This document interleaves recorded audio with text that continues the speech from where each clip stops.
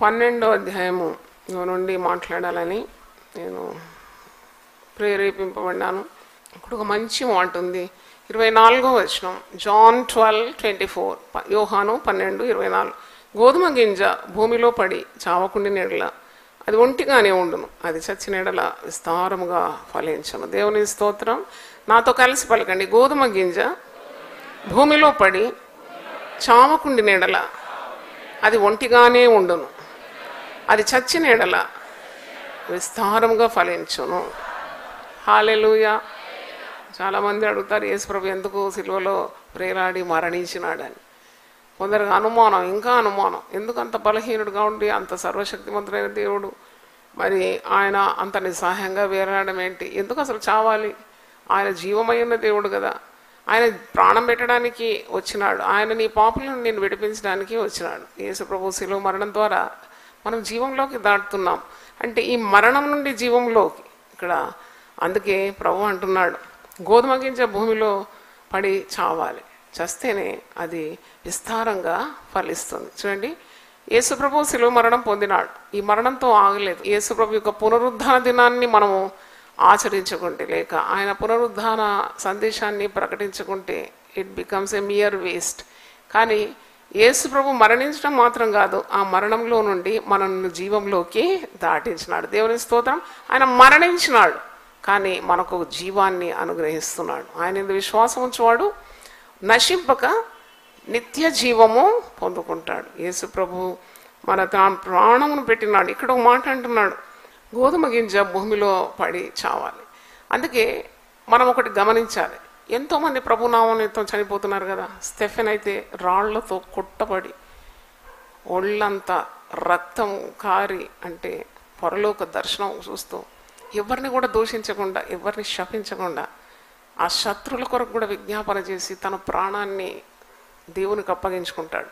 Stephen మరి మోకాళ్ళలోని 7:60 ఉంది. Stephen రాళ్లతో కొట్టబడి అతడు మోకాళ్ళలోని, ప్రభువా వారి మీద ఈ పాపం మోపకమని గొప్ప శబ్దంతో పలికాను. ఈ మాట పలికి నిద్రించాను. చచ్చిపోయినా లేదు, ఇక్కడ ఏముంది? నిద్రించాను. అంటే తిరిగి నిద్రపోయిన వాళ్ళు మళ్ళీ తప్పకుండా ఏం చేస్తారు? లేస్తారు. సౌలు అతని చావునకు సమ్మతించాను. అక్కడ అద్భుతం జరిగింది. చూడండి, ఒక గోధుమ గింజ భూమిలో పడి చావాలి, చస్తే కానీ అది ఫలించదు. ఇప్పుడు స్టెఫెను రాళ్లతో కొట్టబడి ఒక హతసాక్షిగా మారినాడు. సౌలు అక్కడ నిలబడుతున్నాడు. సౌలు ఎవరు? సౌలు సంఘాన్ని హింసించినవాడు. క్రైస్తవులను మరి పురుషులను స్త్రీలను సైతం ఈడ్చుకొని పోయి చెరసాల్లో వేయించి సంఘాన్ని పాడు చేసే ఒక యవనస్తుడు ఈ దృశ్యాన్ని చూసినాడు. చూసి తర్వాత అపోస్తలుల కార్యం 9వ అధ్యాయంలో అతడు గొప్ప దర్శనాన్ని పొందుతున్నాడు. 9వ అధ్యాయంలో సౌలు పౌలుగా మారిపోతున్నాడు. దేవునికి స్తోత్రం. హల్లెలూయా. See, there is a death and there is a life. ఒక చావు ఉంది, చావు అయిన తర్వాత ఒక జీవం ఉన్నది. హతసాక్షులు తమ ప్రాణాలు ప్రభు కొరకు అర్పిస్తున్నారు. దాంతో సంఘము వృద్ధి పొందుతుంది, కానీ సంఘం ఆగిపోవడం లేదు. సేవలు ఇంకా వ్యాపిస్తుంది, కానీ అది తరిగిపోవడం లేదు. అందుకే 8వ అధ్యాయం వచ్చినప్పుడు, ఆ కాలమందు యెరూషలేములోని సంఘమునకు గొప్ప హింస కలిగినందున అపోస్తలులు తప్ప అందరూ యూదయ సమరయ దేశములందు చెదరిపోయినారు. అంటే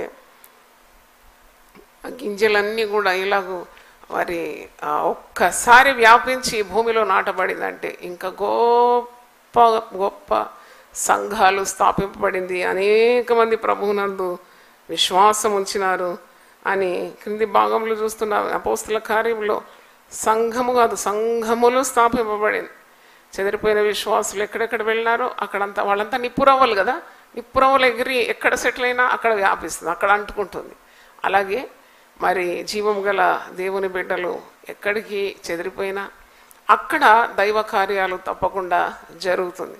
మరి స్టెఫెన్ యొక్క మరణము గోధుమ గింజ భూమిలో పడి చనిపోయిన రీతిగా యేసుప్రభు యొక్క శిలువ మరణం కూడా అదేవిధంగా ప్రభు చెప్పినట్లు, అవును, ఒక గోధుమ గింజగానే ఉండిపోతే దానివల్ల ప్రయోజనం లేదు, అది భూమిలో పడి చావాలి, చచ్చినప్పుడు విస్తారంగా ఫలము వస్తుంది అని చెప్పినాడు. అలాగే హతసాక్షులు కార్చిన రక్తము సంఘమునకు బీజముగా నాటబడి వారి మరణము సంఘము విస్తరించడానికి కారణమైంది. పైగా సంఘము విస్తరించి అభివృద్ధి పొంది ఫలించుటకు ఈ హతసాక్షుల మరణము దోహదపడ్డది. దేవునికి స్తోత్రం, హల్లెలూయా. యేసు క్రీస్తు కూడా శిలువ మరణం ద్వారా దేవుని మహిమపరిచినాడు. మనుష్య కుమారుడు మహిమపరచబడి గడియ ఆసన్నమైంది అని పౌలు అంటున్నాడు. అంటే యోహాను భక్తుడు అంటున్నాడు సువార్తలో. యోహాను సువార్త 12వ అధ్యాయంకి రండి. మనుష్య కుమారుడు మహిమ పొందవలసిన గడియ వచ్చి ఉన్నది. 23వ వచనం. మహిమ పొందవలసిన గడియ అంటే ఏంటి? ఆయన మరణము పొందవలసిన గడియ, ఆయన తండ్రి యొక్క చిత్తాన్ని నెరవేర్చవలసిన గడియ. ఎందుకు వచ్చినాడు యేసు ప్రభు లోకానికి అంటే ఆయన ప్రజల నిమిత్తం వారి పాపముల నుండి విడిపించడానికి ఆయన రక్షకునిగా ఈ లోకానికి వచ్చినాడు. ఎందుకు శుభ శుక్రవారం అంటున్నాము? మనం ఎందుకు దుఃఖ శుక్రవారం అని ఎందుకు అనడం లేదు? మనం ఎందుకు మరి ఇది ఒక పండుగలాగా మనం ఆచరిస్తున్నాం? యేసు ప్రభు చనిపోతే అందరు గొండు పుట్టుకొని ఏడవాలి కదా, రోధించాలి కదా. ఇది శుభంగా మారిపోయింది. ఎందుకంటే రోగము, పాపము, శాపము నుండి, మరి సైతాను క్రియల నుండి, అపవాది శక్తుల నుండి మనము విడిపింపబడిన రోజు, రక్షణ పొందిన రోజు. అది ఎంత గొప్ప రోజు! యేసు ప్రభువు మన కొరకు మరి ఆయన ఈ లోకానికి వచ్చినాడు. ఆయన నశించిన దాన్ని వెతికి రక్షించడానికి వచ్చాడు. ప్రజలను వారి పాపముల నుండి విడిపించడానికి వచ్చాడు. అపవాది క్రియలను లయపరచడానికి మనుష్య కుమారుడుగా ఈ లోకానికి వచ్చాడు. ఆయన వచ్చినాడు. 33.5 సంవత్సరాలు ఆయన శరీరధారిగా ఉండినాడు. 3.5 సంవత్సరాలు పరిచర్య చేసినాడు. తండ్రి యొక్క చిత్తాన్ని నెరవేర్చినాడు. శిలువ మరణం పొందినంతగా ఆయన విధేయత చూపినాడని ఫిలిప్పీ పత్రిక 2వ అధ్యాయము 5వ వచనం చూస్తున్నాం. ఆయన శిలువ మరణం పొందినంతగా విధేయత చూపినాడు. 6వ వచనం చూడండి. ఆయన దేవుని స్వరూపం కలిగిన వాడై ఉండి దేవునితో సమానంగా ఉండుట విడిచిపెట్టకూడని భాగ్యమని ఎంచుకొనలేదు, కానీ మనుషుల పోలికగా పుట్టి దాసుని స్వరూపమును ధరించుకొని తన్ను తానే రిక్తునిగా చేసుకుని, ఎంప్టీడ్ హిమ్సెల్ఫ్ అండి, తగ్గించుకున్నాడు, రిక్తునిగా చేసుకున్నాడు.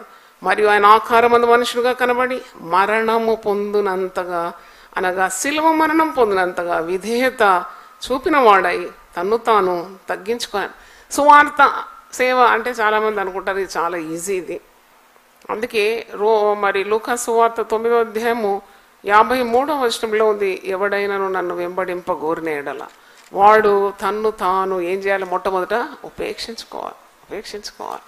He has to deny himself, he has to carry the cross. చూడండి, సిలువను ఎత్తుకోవాలి. సిలువ అంటే ప్రతిదినం సార్వత్రికమైన సిలువ యేసు ప్రభు ఒక్కసారి ఎత్తుకున్నాడు. It's called the universal cross.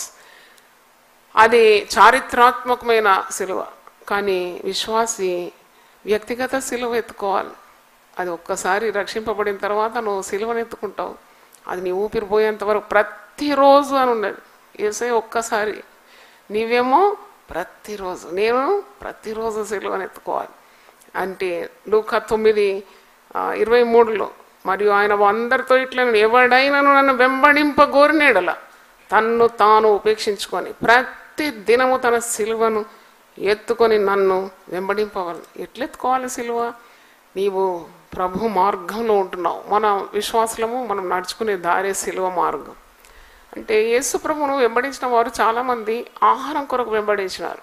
5 రొట్టెలు 2 చేపల అరణ్యంలో విస్తారంగా పెరిగిపోయి 12 గంపలు మిగిలిపోయి అందరూ మరి కడుపు నిండుగా ఆహారం తిన్నప్పుడు వారు అనుకున్నారు, యేసు ప్రభువును రాజుగా చేస్తే ఎంత బాగుంటుంది, మాకు ఇంకేది కొదువు ఉండదని. ఆయన వెంటనే అక్కడ నుండి నిష్క్రమించినాడంట. ఎందుకంటే ఆయన వచ్చింది ఆహారం పెట్టడానికి కాదు, ఆయన తను తానే మరి విమోచన క్రయధనంగా సర్వలోక పాప పరిహారం తన ప్రాణాన్ని అర్పించడానికి వచ్చినాడు. తన రక్తాన్ని చిందించడానికి వచ్చాడు. ఎందుకంటే రక్త క్రయధనం ద్వారానే పాప క్షమాపణ కలుగుతుంది. మరి యేసు ప్రభు అలాంటి గొప్ప త్యాగము చేయడానికి ఈ లోకానికి వచ్చినాడనే సంగతి నీవు మరవకూడదు. యోహాను సువార్త 12వ అధ్యాయంలో కొందరు వచ్చి ప్రభువును చాలా పొగడుతూ ఉన్నారు. Some people they want to see Jesus. యేసును చూడాలి. ఎందుకు చూడాలి? ఎందుకు నువ్వు యేసును చూడాలని అనుకుంటున్నావు? ఎందుకు నువ్వు మందిరానికి రావాలనుకుంటున్నావు? చాలామంది యేసును వెంబడిస్తారు ఆహారం కొరకు, వస్త్రాల కొరకు, లేక ఆశీర్వాదాల కొరకు. యేసు ప్రభుని ఎందుకు వెంబడిస్తున్నావు అంటే ప్రతిదినం ఆయన సిలువను ఎత్తుకొని నిన్ను నీవు రిక్తురాలుగా చేసుకొని ఆయన నడిచిన మార్గంలో నడిచి నిత్య జీవానికి వెళ్ళడానికి యేసు ప్రభు మార్గం. దేవుని స్తోత్రం. నేనే మార్గము, నేను సత్యము, నేను జీవమై ఉన్నాను. ఈ లోకంలో కావాల్సినంత నీకు ఇస్తాడు. నీ దృష్టి దాని మీద పెట్టిన అవసరం లేదు. Look to Jesus. యేసు వైపును చూసి పయనించాలి ఈ జీవిత యాత్రలో. ఎందుకంటే నువ్వు విస్తారంగా ఫలించాలి. నేను వాక్యంలో నిన్న ధ్యానిస్తున్నప్పుడు ఫలింపని చెట్టును శపించినాడు. చూడండి, ఇన్ని కూడికలు, ఇంత వాక్యం, ఇంత ఉపదేశాలు అసలు ఏ సంఘంలో ఉంటుంది నన్ను అడిగితే. అలా కాదు, యునైటెడ్ పీపుల్స్ ఫెలోషిప్లో ప్రతిరోజు దేవుని వాక్యం అనే విత్తనాన్ని విత్తుతూ ఉన్నాం. నాకు అనిపిస్తుంది అసలు ఈ విత్తిన విత్తనాలు 25 సంవత్సరాల నుండి సేవలు విత్తనాలు విత్తుతూ ఉన్నాం. అవును, ఎప్పుడైనా వెదకాలం ఉంటుంది, కోతకాలము తప్పకుండా ఉంటుంది. విత్తిన విత్తనాలన్నీ కూడా ఒక్కసారి పంటగా వచ్చేస్తే అసలు will we be able to handle such a big catch. అంత గొప్ప విస్తారమైన విత్తనాలు మనం విత్తి ఉన్నాం. కాబట్టి మరి చూడండి, ఆ ఫలభరితమైన జీవితం కావాలని కోరుకోవాలి. ప్రభు చెప్పిన మాటను మనం ధ్యానిస్తున్నాము. గోధుమ గింజ గింజగా ఉంటే అలాగే ఉండిపోతుంది, కానీ అది భూమిలో పడి చేస్తే అది విస్తారమైన ఫలాన్ని ఇస్తుంది. కనుక ప్రభు నన్ను వాడుకొని సేవలు, నాకున్న అహము, నాకున్న గర్వము, నాకున్న మరి స్వార్థము, నాకున్న ప్రతి ఆ అసహ్యమైన కార్యాన్ని తొలగించి help me to sacrifice for your Kingdom lord. నన్ను నీవు మరి నీ చేతిలో ఎత్తుకొని ధైర్యంతో నింపి, శక్తితో నింపి, భక్తి మార్గంలో నిలబెట్టి నీవు నడిచిన మార్గంలో నేను నడవాలి. ఇక్కడ ఫిలిప్పీ 2:5 ఉంది, క్రీస్తు యేసును కలిగిన ఈ మనస్సు మీరు కలిగి ఉండరు. అదే క్రీస్తు మనస్సు. క్రీస్తు మనస్సు ఎంత మరి గొప్ప మనసు అండి. తగ్గించుకున్నాడు, మరి హెచ్చించినాడు దేవుడు. తగ్గింపు ఎక్కడ ఉంటుందో వెంటనే ఉంటుంది హెచ్చు. చూడండి, ఎక్కడ మరణం ఉందో వెంటనే ఏమున్నది? జీవం ఉన్నది. యేసుప్రభు మరణించినాడని మనం అయ్యో ప్రభు మరణించినాడని కాదు, మరణించి తిరిగి లేచినాడు. దేవుని స్తోత్రం, హల్లెలూయా. ఆయన గోధుమ గింజ ఏ విధంగా భూమిలో పడి 3వ రోజు మొలకెత్తుందో అలాగే 3వ రోజు యేసు ప్రభు లేచినాడు. మనం ఈస్టర్ నాడు పాడుకుంటాం కదా, లేచినాడురా సమాధి గెలిచినాడురా యేసు, లేతునని తాన్ చెప్పినట్లు, లేతునని తాన్ చెప్పినట్లు, లేఖనములో పలికినట్లు, లేఖనములో పలికినట్లు, లేచినాడురా సమాధి గెలిచినాడురా. మనం పునరుద్ధాన పండుగ జరుపుకుంటాం. 40 రోజులు సిలువను ధ్యానించినాం. సిలువ మరణాన్ని, త్యాగాన్ని, బలిని ధ్యానించినాం. మరి ఈస్టర్ పండుగ నాడు మనం ఎంత సంతోషంతో యేసు ప్రభు మరుగయా, చచ్చిపోయిండు కాదు, తిరిగి లేచినాడు. దేవుని స్తోత్రం. చావు గెలిచినాడు. మరణము ఆయనను బంధింపలేకపోయిందాడ. మరి ఆయన లేఖనాల ప్రకారమే శిలువ మరణం పొంది 3వ రోజు ఆయన మరణాన్ని గెలిచి లేచినాడు. 1 కొరింథీ 15వ అధ్యాయము 3వ వచనం చూసినప్పుడు 1 Corinthians 15th chapter 3rd verse, నాకు ఇవ్వబడిన ఉపదేశమును మొదట మీకు అప్పగించినది ఏమనగా, లేఖనముల ప్రకారము క్రీస్తు మన పాపముల నిమిత్తం మృతి పొందెను, సమాధి చేయబడెను, లేఖనముల ప్రకారము 3వ దినమున లేపబడెను. దేవుని స్తోత్రం, హల్లెలూయా. గోధుమ గింజ భూమిలో పడింది, అది 3వ రోజు మొలకెత్తింది క్రొత్త రూపంలో. చూడండి, ఒక గింజ భూమిలో పడినప్పుడు దాని రూపాన్ని కోల్పోతుంది. ఎవ్వరు కూడా తమ రూపాన్ని కోల్పోవడానికి ఇష్టపడరు కదా. నా పెళ్లి ఫోటో చూసుకొని ఎంత మురిసిపోతాను, కానీ ఏం లాభం? రూపం అంతా కోల్పోయి దేవుని సేవలో అలా కరిగిపోయినాను. అదే ఎప్పుడు అలా ఉంటే బాగుండని కోరుకుంటాం, కానీ మనము ఒక విలువ, ఒక కాస్ట్ చెల్లించకుంటే ఏది కూడా పొందుకోలేం. గోధుమ గింజ భూమిలో పడాలి, చావాలి, దాని రూపాన్ని కోల్పోతుంది, కానీ ఎంత క్రొత్త జీవంతో బయటకు వస్తుంది. దేవుని స్తోత్రం, హల్లెలూయా. పోతే పోని నా రూపాన్ని కోల్పోయినా కానీ ఎంతమంది నూతన ఆత్మలను దేవుడు నాకు ఇచ్చినాడు. దేవుని స్తోత్రం, హల్లెలూయా. When I see fresh babies in Jesus. అవును, ఎంతమంది వెనుక వేసిన విశ్వాసులు బలపరచబడినప్పుడు, ఎన్ని కుటుంబాలు కట్టబడినప్పుడు, ఎంతమంది చీకటి శక్తుల ప్రభావం నుండి విడుదల పొందినప్పుడు, ఎంతమంది సంతానం లేని వారికి యేసు నామంలో సంతానం కలిగినప్పుడు, ప్రార్థనలకు జవాబు వచ్చినప్పుడు ఏం పర్వాలేదు, రూపం కోల్పోయినా పర్వాలేదు, ఈ లోకం నుండి దాటిపోయినా పర్వాలేదు, జీవంలోకి అందరినీ దాటించగలిగినాననే ఒక గొప్ప సంతోషం. దేవుని స్తోత్రం, హల్లెలూయా. కాబట్టి ఈరోజు ప్రభు మనతో మాట్లాడుతున్నాడు. క్రీస్తు మరణాన్ని గెలిచినాడు. ఆయన మరణం నుండి మనల్ని కూడా జీవంలోకి దాటించడానికి ఆయన మానవ అవతారిగా ఈ లోకం నుండి వచ్చి తన ప్రాణాన్ని అర్పించి మనల్ని పాపం నుండి విడిపించి తిరిగి ఆయన మరి అలాగే సమాధిలో లేడు. అసలు భూ ప్రపంచంలో ఖాళీ సమాధి అన్నట్టు ఏదైనా ఉందంటే కేవలం యేసు ప్రభు సమాధి ఖాళీగా ఉంది. ప్రభు ఒక కృప ద్వారా నేను మరి చెరియన్ గారు మేము ఇజ్రాయెల్ దేశం వెళ్ళినప్పుడు ఖాళీ సమాధిలో అడుగుపెట్టి అక్కడ కొద్దిసేపు నిలబడి చూసినాము. The tomb is empty, he is risen, he is not here. అక్కడ రాసిందనమాట, ఆయన లేచినాడు, ఆయన ఇక్కడ లేడు అని. అసలు భూ ప్రపంచంలో అలాగూ ఎక్కడ ఏ సమాధిలో రాయబడలేదు. ఒకసారి చప్పట్లు కొట్టి దేవుని స్తుతిద్దాం. హల్లెలూయా. మరి 14 వచ్చిన చూడండి, 1 కొరింథీ 15:14 క్రీస్తు లేపబడి ఉండని ఎడల మేము చేయు ప్రకటన వ్యర్థమే, మీ విశ్వాసము వ్యర్థమే. ఒకవేళ యేసు ప్రభు లేపబడకుంటే మనము చేసే 40 రోజుల శిలువ ధ్యానం వ్యర్థమే, మన విశ్వాసం వ్యర్థమే. It is vain what we have done. But it's a great mystery that he has risen, he has conquered death. కాబట్టి మనము చేసిన శ్రమ వ్యర్థము కాదు. అందుకే ఇక్కడ అంటున్నాడు 19వ వచనం, ఈ జీవితకాలం మట్టుకే మనం క్రీస్తును నిరీక్షించు వారమైన ఎడల మనుషులందరికంటే దౌర్భాగ్యమై ఉందాం. ఒకవేళ ఈ జీవితాన్ని మాత్రమే మనం యేసు ప్రభువుని నమ్ముకుంటే, ఈ జీవితం అయినాక మనకేంటో తెలియదని అనుకుంటే మనం చాలా దౌర్భాగ్యం అయిపోతాం. Jesus lives, he lives for eternity. ఆయన ఇక్కడ సజీవుడై మనకు కనబడినాడు. ఆయన ఆత్మరూపిగా మన మధ్యలో ఉన్నాం. మనం ఆయన ఉనికిని తెలుసుకుంటున్నాం, మనం బ్రతుకుతున్నాం, చలిస్తున్నాం. ఆయన జీవిస్తున్నాడు కనుక మనం కూడా జీవిస్తున్నాం. అలాగే మనం ఆయనతో నిరంతరం జీవించబోతున్నాము. దేవుని స్తోత్రం, హల్లెలూయా. We are going to live with him for ever and ever. అందుకొరకున్న సిద్ధపాటే కదా సంఘాలన్నీ చేసేది. కాబట్టి ఈరోజు దేవుని వాక్యం వింటున్న మీరు ఆ శ్రమలకు లేక ఇబ్బందులకు గురైనప్పుడు పెద్ద వింతపోయే పని లేదు, పెద్ద ఆశ్చర్యపోయే పని లేదు. దేవుని చిత్తం మన పట్ల జరగాలనే ధీమా ధైర్యము కలిగి ఉండాలి. పైగా ప్రార్థనలో పట్టు విడకుండా let your will be done. ఉదయకాలం నేను లేచినప్పుడు ఇదే ప్రార్థన చేస్తాను. ఏమి నా కొరకు ఎదురు చూస్తుందో నాకు తెలియదు. I do not know Lord, but I'm safe in your hands. నీ చిత్తం నా పట్ల నెరవేరాలి. తర్వాత తప్పకుండా నువ్వు పిలిస్తే నేను వచ్చేసేయాలి, అంతే. This not my permanent అబోర్డ్. I'm here only to execute your will. నీ చిత్తము నెరవేర్చడానికి నన్ను ఈ లోకానికి పంపినావు. కాబట్టి నీ చిత్తము నేను సంపూర్ణం చేయాలి. చేయుటకు నువ్వు నాకు ఇచ్చిన పని నేను ఏం చేయాలి? సంపూర్ణంగా చేయాలి. Everyone has to do there homework properly కదా. హోంవర్క్ చేయకుండా టీచర్ ఏమంటుంది? ఇంపోజిషన్ ఇస్తుంది, రైట్ వన్స్ అగైన్ అంటది. ఆ జీవితంలో ఇంపోజిషన్ రాసుకుంటూ ఉంటే మనం ఎక్కడ ముందుకు సాగుతాం? కాబట్టి దేవుడు ఏదైనా చెప్తే వెంటనే లోబడాలి, చేయాలి. దేవుని స్తోత్రం, హల్లెలూయా. Do your homework properly. అందుకే ఇక్కడ యోహాను సువార్త 12వ అధ్యాయంలో అదే అంటున్నాడు ప్రభు.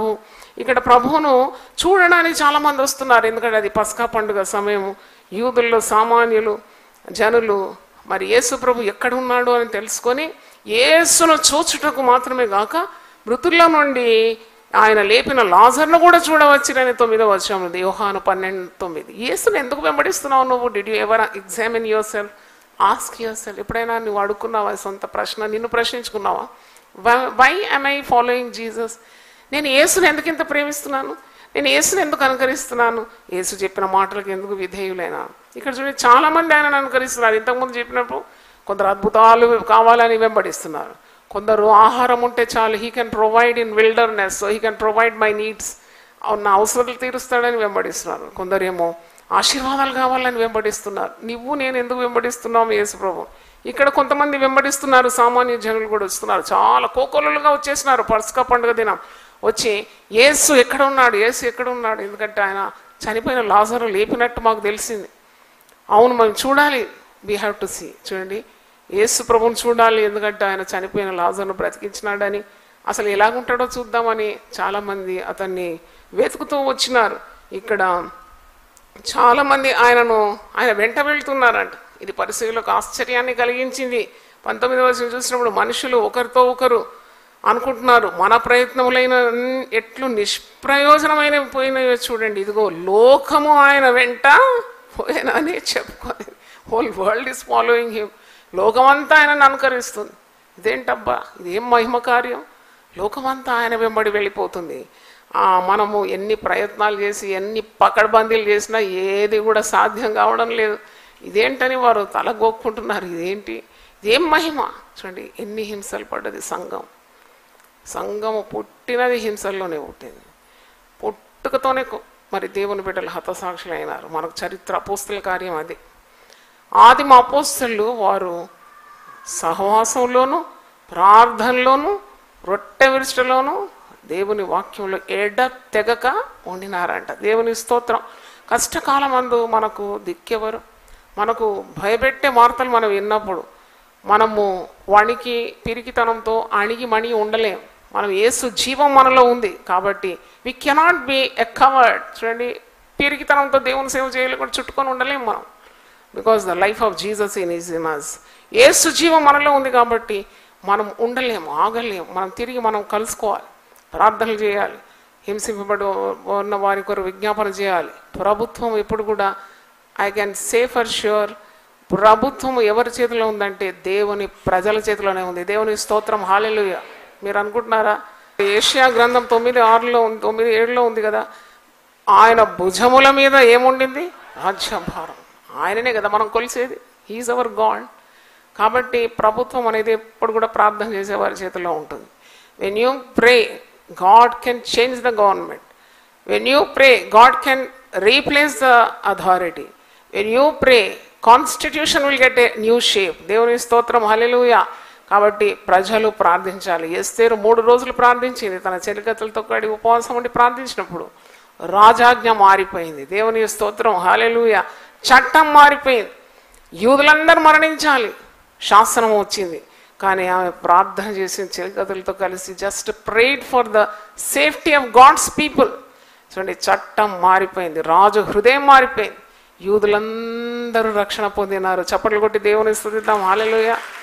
భారతదేశం నశించిపోతుంది. We have Jesus in us. మనం యేసు ప్రభువును కలిగిన వారు, యేసు శక్తిని ఉనికిని కలిగిన వారు. మనం ఏం చేస్తున్నాం?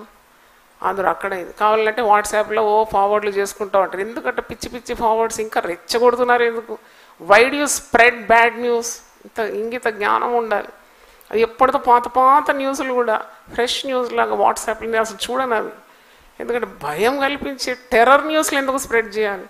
ఇలాంటి వార్తలు మీరు విన్నప్పుడు వెంటనే ప్రార్థన చేయాలి మోకరించి. You have to arrest that news. నీ ద్వారా ఇతరులకు ఆ భయాన్ని వ్యాపింప చేయకూడదు. ఎందుకంటే ఆ భయం నీ దగ్గర ఇలా రెచ్చగొడుతున్నారు. మనకు భయాన్ని బంధించే అధికారం ఇచ్చినాడు యేసు ప్రభు. దేవుని స్తోత్రం. మీరు ఇద్దరు ఏకీభవించి నా పేరిట ఏదడిగినా నేను చేస్తాను. మీరు భూలోకమందు బంధించేది నేను పరలోకమందు బంధిస్తాను. భూమి మీద మీరు విడుదల చేసేది నేను పరలోకంలో విడుదల చేస్తాను. 20 వచనం చూడండి, యోహాను సువార్త 12:20. ఆ పండుగలో ఆరాధించవచ్చిన వారిలో కొందరు గ్రీసు దేశస్తులుండి. గ్రీసు అంటే దేవుని బిడ్డలు చెదిరిపోయినారు కదా, హింస అయిన తర్వాత ప్రపంచంగా చెదిరిపోయిన దగ్గర వాళ్ళు యేసు ప్రభుని గురించి ప్రకటించి ఉండొచ్చు. అక్కడ కొందరు మారుమనసు పొంది రక్షణ పొంది ప్రభు వెంబడించే వారుగా మారి ఉండొచ్చు. గ్రీసు దేశస్తులు వస్తున్నారు. వచ్చి శిష్యుల దగ్గర ఫిలిప్పు దగ్గరకు వచ్చినారు. శిష్యుల్లో ఒకడు ఫిలిప్పు వచ్చి ఫిలిప్ దగ్గర వచ్చి, అయ్యా మేము యేసును చూడగోరుచున్నామని అదంతా చెప్పగా, you want to see Jesus. Why you want to see Jesus? Just because he does miracles. Yesu అద్భుతాలు చేస్తాడని చూడాలని ఆశ ఉందా? యేసు అద్భుతాలు మాత్రం కాదు, నీ కొరకు ప్రాణం పెట్టినాడు. దేవుని స్తోత్రం, హల్లెలూయా. నీకు రక్షణ ఇచ్చినాడు, నిన్ను నరకం నుండి విడిపించినాడు, నిన్ను బంధకాల నుండి విమోచించినాడు. ఆయన తన రక్తాన్ని నీ కొరకు ధారపోసినాడు. అందుకే నువ్వు యేసును చూడడం కాదు, యేసును హృదయంలోకి నువ్వేం చేయాలి? ఆహ్వానించాలి. యేసు నీ హృదయంలో ప్రతిష్ఠింపబడాలి, నీ హృదయానికి రాజుగా మారిపోవాలి.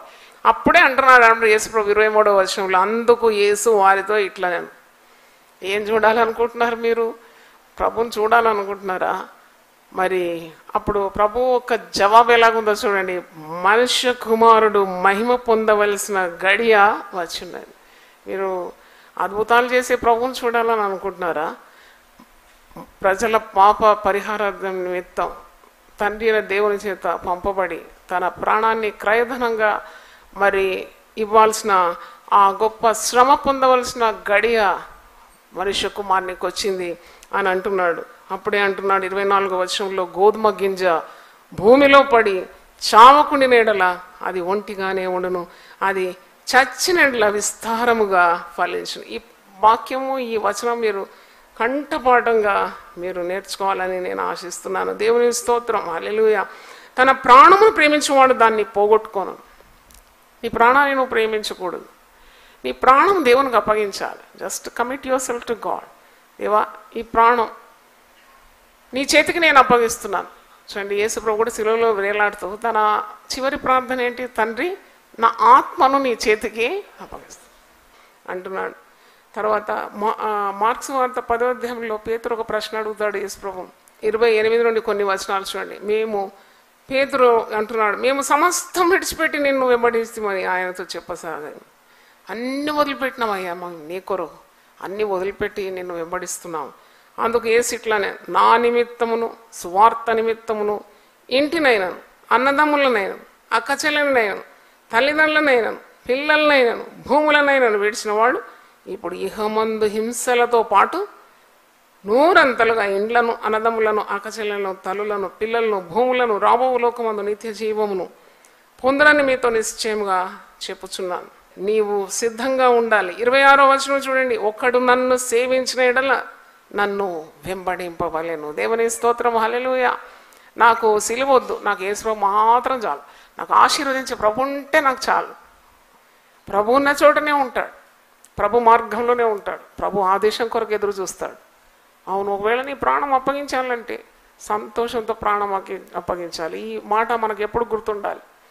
గోధుమ గింజ భూమిలో పడి చావకుండా నీళ్ళ అది విస్తారంగా విస్తారంగా నువ్వు ఫలించాలి అంటే తప్పకుండా నీవు ఉపేక్షించుకోవాలి, కొన్ని వదిలిపెట్టాలి.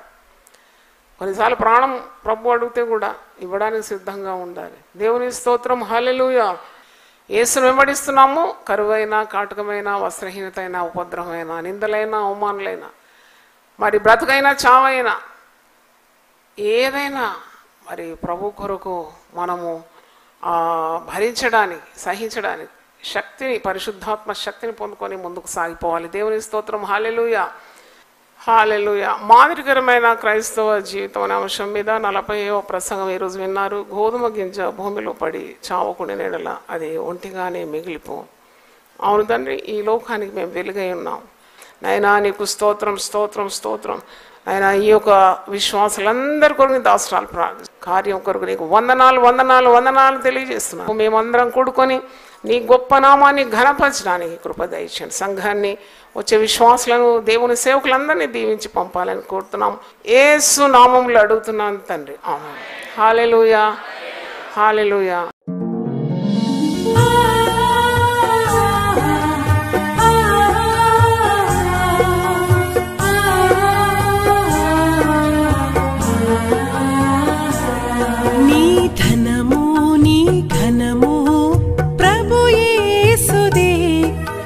దశమా భాగము నీయ వెనుదీతువా. నీ ధనము నీ ఘనము ప్రభు యేసుదే, నీ దశమా భాగము నీయ వెనుదీతువా. ధరలోన ధనధాన్యముల నీయగా కరుణించి కాపాడి రక్షింపగా. ధరలోన ధనధాన్యముల నీయగా కరుణించి కాపాడి రక్షింపగా. పరలోకనాదుండు నీకీయగా మరి యేసు కొరకీయ వెనుదీతువా. పరలోకనాదుండు నీకీయగా మరి యేసు కొరకీయ వెనుదీతువా. నీ ధనము నీ ఘనము ప్రభు యేసుదే, నీ దశమా భాగమునీయ వెనుదీతువా